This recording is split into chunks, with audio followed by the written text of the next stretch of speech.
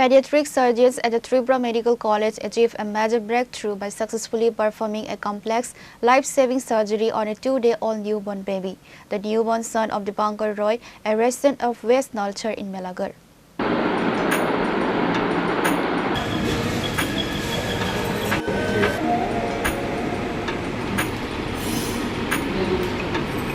The infant was diagnosed in utero while in the womb with a rare congenital defect known as congenital diaphragmatic hernia. Due to a structural gap in the diaphragm, the infant's abdominal organs, intestines and viscera has shifted upward into the left chest cavity, severely compressing the lungs. After completing a series of emergency clinical evaluations, Dr. Anuda Bazak led a high-risk, intensive 2-hour corrective surgery to reposition the organs and repair the diaphragm. এবং ওই লাংসটা মানে ফুসফুসটা ঠিক করে grow করতে পারে না। তো সেই মতে ওরা গাইনোকোলজিস্টের সাথে কনসাল্ট করে জিবি হাসপাতালে ডেলিভারি করালো। ডেলিভারি হয়েছিল 19 মে, তাই তো?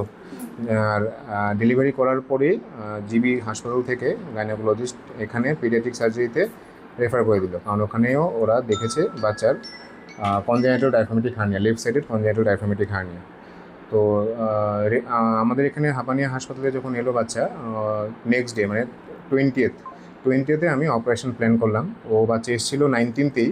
তো 19th আসার পরে স্টেবিলাইজ করার পরে বাচ্চা সব ব্লাড নিয়ে সব কিছু ইনভেস্টিগেট করে এক্সরে করে তো আমরা নেক্সট ডেতেই 20 তারিখে আমরা অপারেশন করলাম।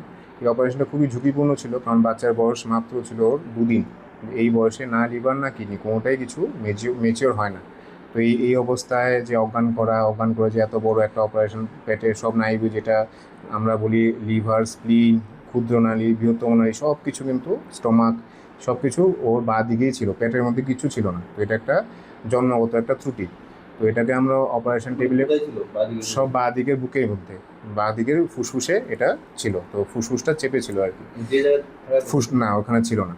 ওইগুলো সব পেটের মধ্যে থাকার কথা, আর এই বাচ্চার সব কিছু ছিল বুকের মধ্যে, বাঁ দিকের বুকের মধ্যে। ঠিক আছে। বড় ব্যাপার না, ফমাগাটলা চিনি খরা।